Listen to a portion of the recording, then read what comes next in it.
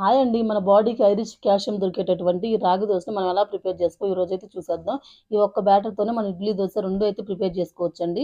ఈ దోస అనేది రాగి దోస మనం పిండితో కూడా చేసేసుకోవచ్చు. నేనైతే ఈరోజైతే మీకు రాగులతో అయితే చూపిస్తున్నాను. ఇంకా 2 గ్లాసెస్ అయితే రాగుల్ని, 1 గ్లాస్ మినపప్పుని, హాఫ్ టీ స్పూన్ అయితే మెంతులు తీసేసుకొని ఓవర్ నైట్ అయితే సోక్ చేసి పెట్టేసుకోవాలి. ఇంకా వాటిని మంచిగా 2, 3 టైమ్స్ అయితే వాష్ చేసేసుకున్న తర్వాత ఇంకా వాటిని గ్రైండ్ ఔట్ చేసేసుకొని ఇలా అయితే ఓవర్ నైట్ పక్కన పెట్టేసుకోవాలి.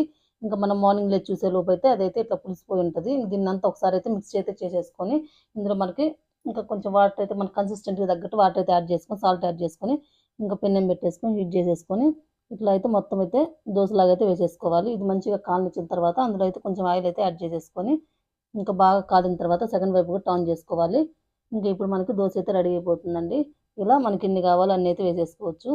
ఇది తీసుకోవడం వల్ల మనకైతే కాల్షియం అయితే మన బాడీకి అయితే పుష్కలంగా లభిస్తుంది. ఈ వీడియో నచ్చితే లైక్ చేయండి.